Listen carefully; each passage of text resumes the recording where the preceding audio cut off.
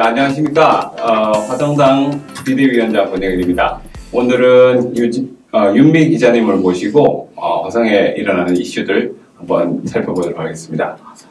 네, 안녕하세요. 네, 안녕하세요. 네, 오늘 어떤 소식 가져오셨는지 소개를 좀. 네. 오늘은 성심재활원의 그 장애인 관련된 뉴스를 가지고 왔죠. 가까이 오셔야 가지고 왔죠.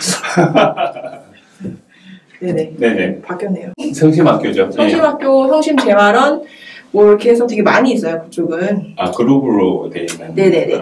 성심동원 사회복지법인인데, 재단인데, 그쪽은 재활원, 보호작업장, 요양원, 성심특수학교. 네네. 그래서 네 군데가 다 모여 있어가지고, 거기에 들어가는 예산이 네네. 44억 정도 돼요. 네네. 연 예산이겠죠, 아마. 그 학교 쪽으로, 그러니까 보조금의 형태로 안에 들어가는 게 그렇다는 건가요? 아니면? 학교를 제외하고 나머지 재활원과 보호작업장, 요양원 네만 들어가는 게 지금 총 예산이 44억 원 정도 되고요. 네.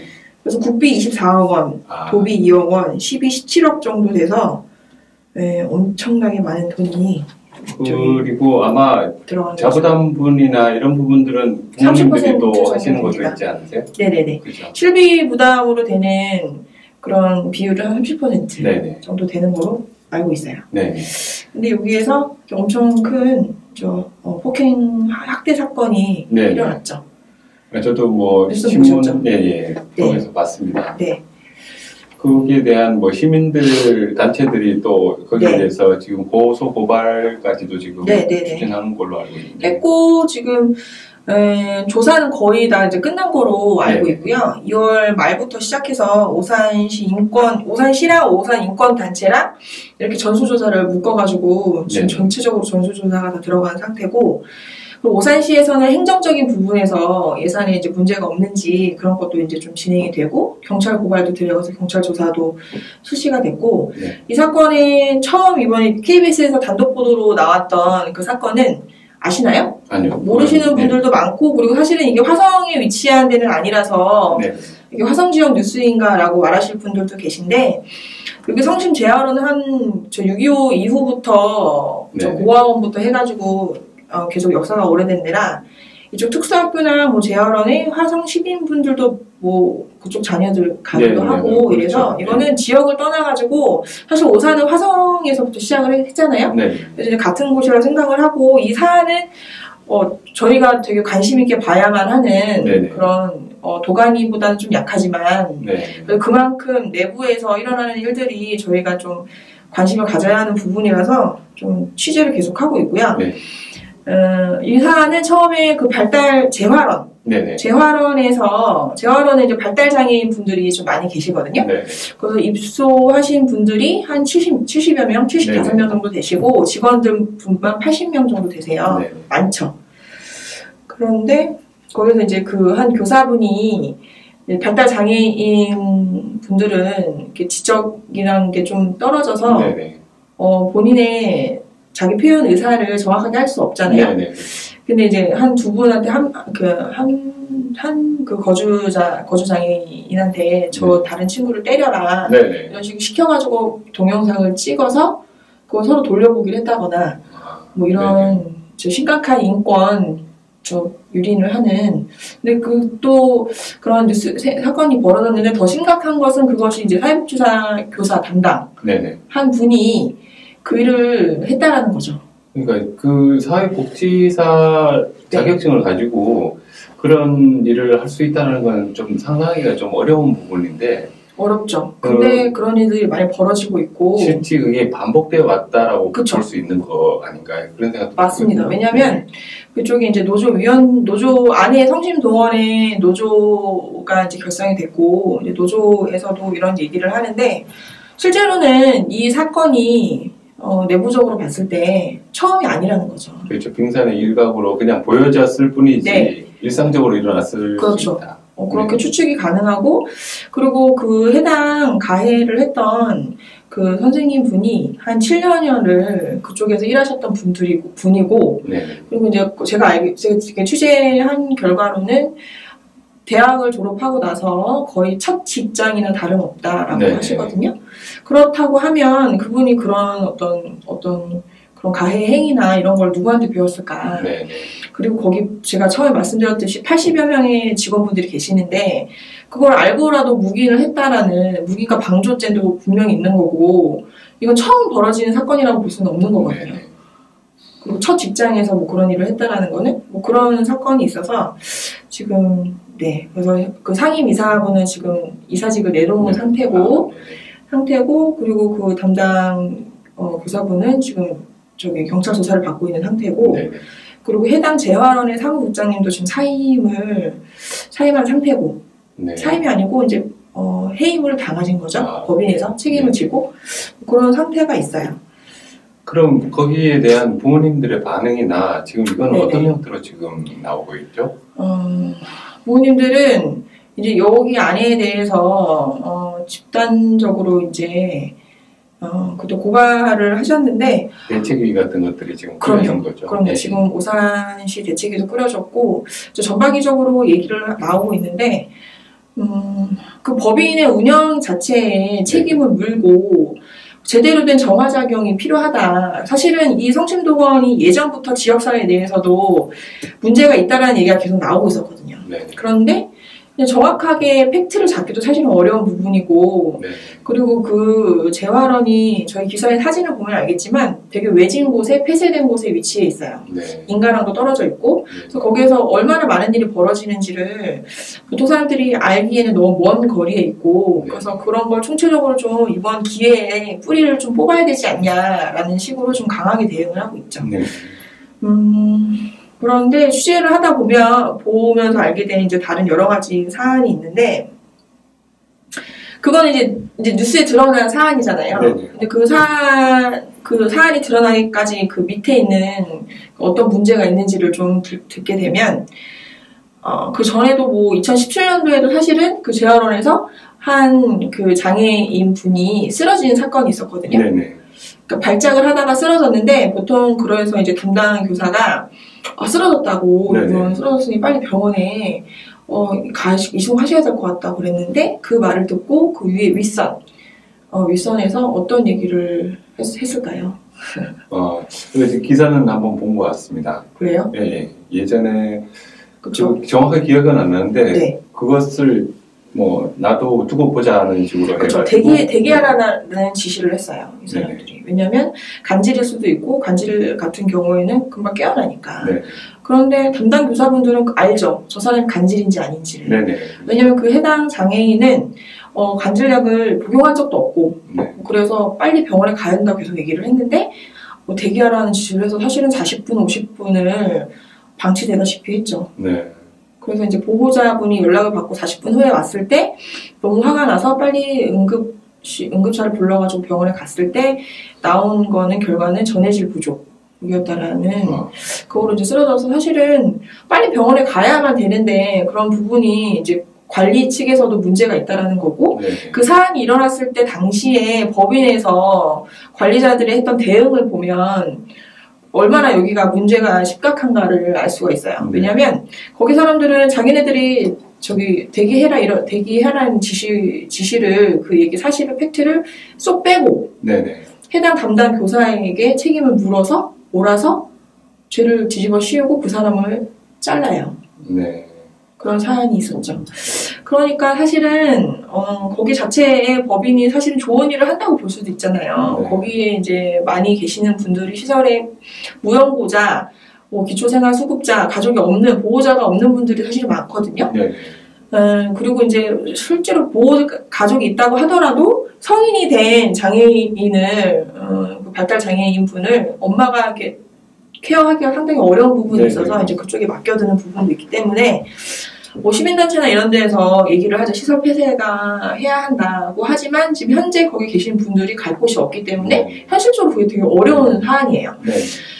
그런데 운영의 방법에 있어서 그런 문제점이 있다라는 거죠. 어떻게 보면 사립 유치원 사태하고 비슷한 모양의 또 다른 버전이 유치원 애들은 그래도 부모라도 있죠. 그리고 그래서 그게 그런 부분이 문제가 되게 심각했어요. 담당 교사 잘못으로 몰아가고. 네네. 근데 그 해당 쓰러진 그 장애인의 학부모는, 보호자는 그 해당 영상을 2017년 7월쯤에 그 사건이 일어났거든요. 그 영상을 언제 봤냐면, 이게 KBS에서 대대적으로 보도가 된 올해 3월 초에나 그 영상 확인하게 돼요. 그 전에는 그 사건 당시만 일어났을 때는 담당 교사만의 잘못이라고 생각을 해서 엄청 공격을 했죠. 그때 당시 장애인 부모회나 어떻게 그럴 수가 있냐. 그러니까 이제 이쪽에 내부자들은, 직원 종사자분들은 그런 얘기를 하죠. 사실은 법인에서 꼬리 자르기만 한 거다. 원래 총체적인 문제가 있을 거 아니에요. 운영에 대한 문제. 그런 것들을 다 이미 인지를 하고 있는데 그 사람만 자름으로써 그 사람에게 죄를 뒤집어 씌우면서 법인은 여러 가지 고질적인 문제 병폐를 안고선 쭉 가고 있으면서 지금과 같은 또 대형 사고가 터지고 이런 사고가 터질 만한 위험을 항상 가지고 있다는 거죠. 그래서 이제 그거를 좀 전체적으로 바꾸려면 어떻게 해야 하나 뭐 그런 고민을 하고 있어요. 네. 그러면 이게 지금 제가 얘기 듣기로는 법인을 샀다라는 얘기를 들었거든요. 그 얘기 들으셨죠? 네네네. 그 얘기 저도 들었어요. 그게 이제 언제쯤인지, 뭐 그 이전과 이후가 많이 달라진 것인지, 그리고 그걸 운영할 어떤 여건이 되는 분들한테 이거를 주는 어떤 뭐 이런 살 수 있게 허락이라든지 아니. 이런 게 있어야 되지 않나 그런 생각도 좀 들기도 하거든요. 그렇죠. 그래서 관선 이사제나 이제 그런 거를 좀 이제 생각을 하고 꾸리고 있는데 그 부분은 이제 이사진에서 이제 결정을 할 부분이고, 그런데 지금 사회 이사분이 2분이 지금 사표를 낸 상태고 아직 꾸려지지가 않아서 이사진 결정이 아직 나지 않은 상태예요. 그래서 그 당시 상임 이사 모 이사분께서도 사표를 제출했지만 그게 아직 수리가 되지 않은 상태고. 뭐 그래서 아무튼 그때 아까 그 사건은 그 담당 교사가 너무 억울해가지고 지방노동위에 구제 신청을 했어요. 그래서 1심 승소를 했거든요. 승소를 했죠. 근데 이제 법인에서는 복지 판정이 났잖아요. 근데 이제 거기에 불복하고 2심 다시 항소를 합니다. 중앙노동위에. 근데 거기 아직 결과는 어떻게 되는지 정확히 모르겠는데 뭐 그렇기도 하죠. 그리고 이제 또 취재하다가 알게 된 다른 또 엄청 제가 봤을 때 중요한 사안은 노조 탄압이 있었다라는 거예요. 노조 탄압이. 근데 이게 이제 양측의 입장을 들어봐야 되지만 거기 이제 그 담당 그 얘기를 직접 들었던 그분도 만나서 얘기를 해봤는데 자기 출신 대학교 교수님, 모 교수님이 자기를 불러가지고 노조 처음 결성돼서 가입했을 때 불러서 제자인 거죠. 근데 노조에서 나와라. 안 그러면 후회한다. 나중에 너 거기서만 계속 있을 거냐. 나와서 그 꼬리표를 어떻게 할 거냐. 그런 식으로 얘기를 했다는 얘기가 있어요. 근데 그쪽 노조 관계자들은 그분이 그 교수님이랑 이제 법인 이사진이랑 좀 사이가 좋았다는 얘기도 있고, 그리고 그날 그 학생을 불렀을 때, 그 직원을 불렀을 때가 오후였는데 2017년 12월 25일 오전에 이미 이사님이 한 번 방문을 했었고, 그리고 그 방문 이후에 오후에 이제 제자였던 직원을 불러가지고 교수님께서 그렇게 말씀하셨다는 증언도 있고 해요. 그래서 교수님한테 전화해서 물어봤죠. 그러신 적 있냐? 이제 없다고. 자기가 왜 그런 일을 하냐는 거예요. 증언도 있고 직접 들은 당사자도 있는데 자기는 노조는 필요하다고 생각을 본다. 다만 그때 당시에 전체적인 사회적인 분위기와 혼자 개인의 생각과 여러 공공의 생각이 다를 수가 있으니 그런 사회적 분위기를 얘기해 준 것 뿐이지 흑백 논리로 다 큰 성인한테 하지 말라고 공고한 사항은 없다. 그렇게 말씀은 하시더라고요. 그래서 알겠다고 했죠. 공고한 사항은 없다? 네, 그렇게 직접적으로 얘기하진 않았다. 그러니까 공고는 안 했지만 알려주긴 했다 이 얘기인 거네요. 뭐 그쵸, 분위기나 이런 거는 좀 얘기를 했다. 하지만 뭐 직접 들은 증인도 있으니까 그렇게 얘기를 했다고 하는데, 네, 그렇죠. 그리고 이제 뭐 또 다른 거는 이제 그쪽 관련해서 성심재단인 거죠? 그러니까. 네, 성심재단. 원래는 거기에 재단이 제가 여러 군데가 있다고 그랬잖아요. 기관이. 처음에는 재활원의 지금 사건이 일어난 재활원에 노조가 처음 있었어요. 민주노총 산하에. 2016년 당시인가? 그때 있었는데 그게 없어져요. 네. 어떤 새로운 국장님이 오시면서 무슨 작업을 했는지는 모르지만 그 민주노총 산하의 노조가 와해가 돼요. 네. 그러면서 제가 알기로는 그 국장님이 그 와해가 된 해에 법인으로부터 상도 받아요. 네. 공로상 같은 거. 그렇게 받고선 그래서 지금 있는 노조는 요양원부터 시작된 노조고 네. 그래서 지금 한국노총 소속이거든요. 그래서 왜 한국노총을 선택하셨냐 이랬더니 그 전에 있던 노조가 와해가 되면서 그게 민주노총 산하였고 거기에 대한 신뢰를 좀 저버렸기 때문에 한국노총으로 선택했다 뭐 그런 얘기를 하시고 그러면서 아까 처음에 말씀드린 그 대기하라 사건에서 부당해고 당한 네네. 그 얘기 사건을 겪으면서 그쪽 재활원의 직원분들이 노조에 가입 의사를 밝히죠. 네. 그래서 지금 4명이 다시 노조에 가입을 하신 상태인데 이제 단체 협상을 해야 되잖아요. 네네. 법인이랑. 근데 법인에서 이제 좀 다른 노조가 또 생길 수도 있으니 네네. 좀 대기했으면 좀 나중에 했으면 좋겠다 뭐 그런 얘기도 하고 그렇죠. 좀 그렇게 움직이고 있어요. 아, 이거 뭐 어떻게 풀려나갈지 좀 두고 봐야 되겠네요. 예. 네네. 관심 가져야죠. 네네. 그리고 또 다른 소식 가져오신 건 없으세요? 다른 소식이요? 네네. 혹시 네. 뭐요? 상담사 부분들이나 청소년 상담사분들은 새로운 뉴스가 총 4명이 단식을 했잖아요. 네네. 다 쓰러지셨어요. 네, 당연히 그렇죠. 순서대로 4일차에 쓰러지시고 15일차에 쓰러지시고 이번 주 토요일날 21일차 되시던 분들이 이제 줄줄이 다 병원에 이송하셔서 단식은 그만뒀죠. 네. 단식은 그만두고 한 가지 좀 가능성이 있다라는 뉴스는 제가 시청 관계자한테 들었는데 이제 사자 테이블을 마련하기로 했다. 그런 긍정적인 답변을 좀 들었어요. 그래서 상담사 본인과 이제 교육청 이제 실무진 관계자와 화성시청 그쪽 관계자 이렇게 만나서 뭐 어떻게 할 것인가를 좀 협상을 해보는 협의회를 도출해보는 그런 걸 좀 진행하고 있다라는 얘기는 좀 들었거든요. 그래서 이제 그거는 어떻게 진행이 될지를 좀 더 지켜봐야 될 것 같아요. 그래도 이제 그거는 좀 아쉽네요. 그게 좀 더 일찍 이렇게 회의 테이블 마련하는 게 목숨을 걸고 이렇게까지 돼야 됐었냐.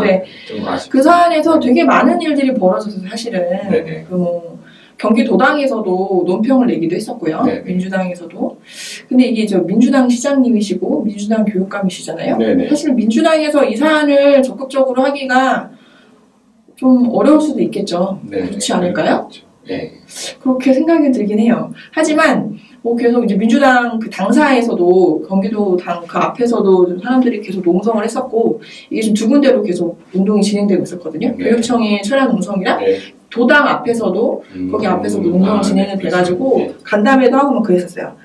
그랬는데 그 중에 이제 송치용이신가? 그분이 정의당 그분 의원님이 적극적으로 개입을 하시죠. 아, 경기도 의원님. 네네.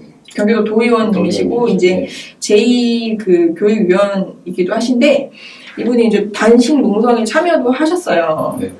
그래서 너무 이제 마음이 아프다. 그러면서 자기가 협상 테이블을 만들어 보겠다. 교육감과 지자체랑 화성시 시장이랑 만나는 자리를 자기가 좀 중간에서 중개자 역할을 좀 하고 싶다. 자기가 할 수 있다면 그래서 좀 추진을 하셨거든요. 지난주에.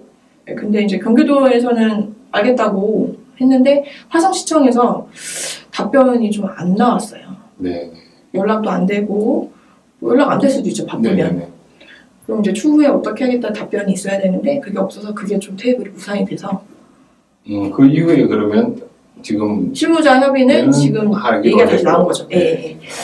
그래서 이제 그분은 뭐 아무래도 정의당이고 하니까 뭐 민주당 공격을 하실 수가 있잖아요.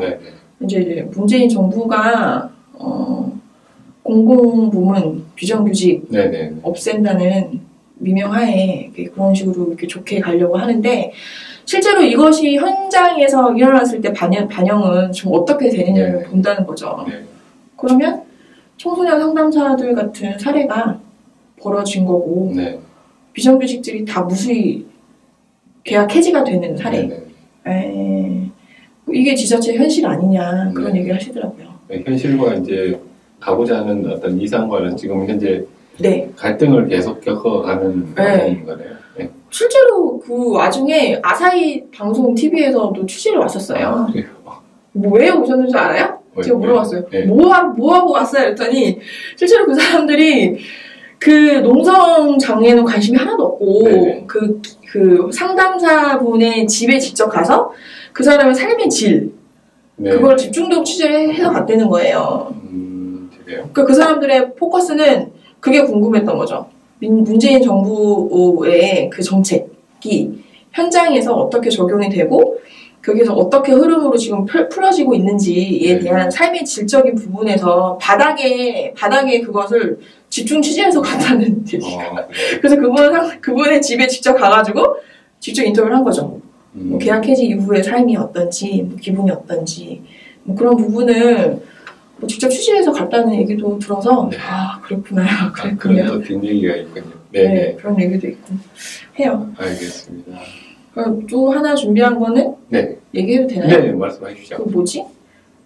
이번에 되게 엄청 큰 사건이 있었잖아요. 그 경찰이 경찰 사건. 맞아요. 경찰 저도 그거 봤어요. 바로 그 예. 북한강이잖아요. 동탄 쪽에 예. 그래서 성매매 관련해서 그거에 개입된 경찰이 있다는 그렇죠. 얘기잖아요. 네. 저도 그거 보고 자세히는 못 봤어요. 그래서 저도 네네. 엄청 충격적이잖아요. 네. 영화에 있었던 이야기들이 실제로 벌어지는 일이죠. 그것도 우리 동네에서. 그렇죠. 네. 그리고 사실은 그 성매매가 불법인데 네네. 불법인데도 불구하고 많이 있잖아요. 뭐 있어요. 예. 불법으로 더 이렇게 음행으로 들어가서 하는데. 뭐 PD 수첩 추정 60분에서인가요? 그거 네. 한번 뭐 무슨 탐정이었죠? 그런 시스템까지도 소개하고 막 이러면서 이건 문제가 있다. 네. 뭐 그런 걸 본 적은 있습니다. 그래가지고 지금 그분이 그러면 적극적으로 그걸 알선하는 역할을 아니에요. 알선이 아니에요. 네. 알선이 아니고 제가 알기로는 그 직접 운영을 하셨어요. 직접 운영을 바지 사장을 이용해서 했는데 이게 되게 특이한 게 저 동탄이잖아요. 근데 네. 인천지검에서 이거를 조사를 해서 긴급 체포를 하죠. 네네. 왜 인천지검일까를 생각을 해보세요. 왜? 보통 화성이면 수원지검이 따로 있거든요. 그렇죠.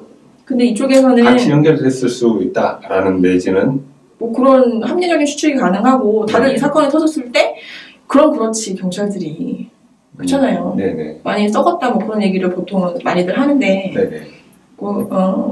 그게 적극 드러난 사건이라고 생각을 하고 제가 물어봤더니 제가 취재해본 결과 네. 인천지검에서 다른 사건을 캐다가 연결을 해다가 누가 부른 거예요. 그래가지고 뭐 이러면서 와가지고 이제 긴급 체포를 했는데 당시 그 긴급 체포될 때 그 A 경감의 차에 얼마래더라? 6천만 원, 현금 6천만 원이 트렁크에서 나왔고 그리고 더 충격적인 것은 사실은 그분이 동부서에서 원래 동부서에서 동탄서로 이제 한지 얼마 안 됐잖아요. 그렇죠. 동부서에 2016년에 발령을 받으셨는데 서울에서 네네. 그때 생활질서계 소속으로 자기가 직접 성매매 단속을 하셨던 분인 거예요. 그런데 이제 자기 업장은 거기에 있었던 거죠. 자기 업장을 그러니까 이게 얼마나 너무 어이가 없고 정말, 예. 사실은 너무 심각한 사안이에요. 근데 제가 이 얘기를 이제 다른 취재원들이랑 뭐 이렇게 뒷얘기를 하잖아요. 술자리에서. 그럼 또 어떤 얘기를 하시는 줄 알아요? 그런 경찰들 많어. 병점역에도 있는데 뭐 이렇게 얘기를 하세요. 병점역에 있어요? 이러면 자기 부인 명의로 노래방을 운영한다더라. 네. 그런 얘기도 하시고 지금도 해요. 10년 전 얘기긴 해. 이렇게 얘기하시더라고요. 10년 전에 저희가 알기로 그랬었고 그래서 그 단속에 나왔을 때 그 노래방만 피해 갔다더라. 카더라. 이런 얘기가 있죠. 근데 그거는 사실 자기가 들은 얘기고 지금도 그런지 아닌지 모르지만 이런 사건이 사실은 있을 수 있다는 얘기죠. 지금도 뭐 알려지진 않았지만 공직자들의 어떻게 이런 문제를 어떻게 해결을 해야 될까요? 그래서 제가 이제 동탄 그쪽 동탄서 담당이잖아요. 네네. 그래가지고 물어봤어요 전화로. 직접 만나보지 못하고 이런 일이 있는데 신뢰가 바닥에 떨어졌는데 우리가 어떻게 너희들을 믿냐? 이거를 뭐 어떻게 경찰 조직 자체에서 뭐 대안이 있냐? 해결 방법이 그랬더니 이제 그분은 수사 중이기 때문에 자기네들이 얘기를 할 수는 없지만 어디서나 항상 듣는 얘기죠. 네. 개인적인 일탈이라는 거죠. 이 일로 그 조직 전체가 오해를 받지 않았으면 좋겠다 그런 얘기는 하시는데 그러면서 이제 북감장을 중심으로 탈탈 털겠다 털 계획이다. 검찰과 지방청 합동으로 일대를 집중적으로 단속을 하겠다. 뭐 그런 계획은 밝히셨어요. 네.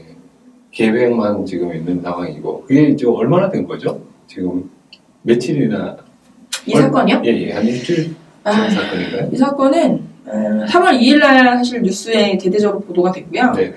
이제 그분은 지난 2월 27일 날 네. 이제 인천지검에서 다른 거 수사하다가 이제 꼬리가 나와가지고 2월 27일 날 긴급 체포를 했죠. 체포된. 예. 그러니까 얼마 되진 않았어요. 결과가 어떻게 나오는지 상당히 관심 있게 좀 봐야 하고 네. 경찰들도 이번 사건으로 해서 좀 자정의 역할을 좀 해야 되지 않을까 네. 생각을 하죠. 알겠습니다. 새로운 소식 전해주셔서 감사하고요.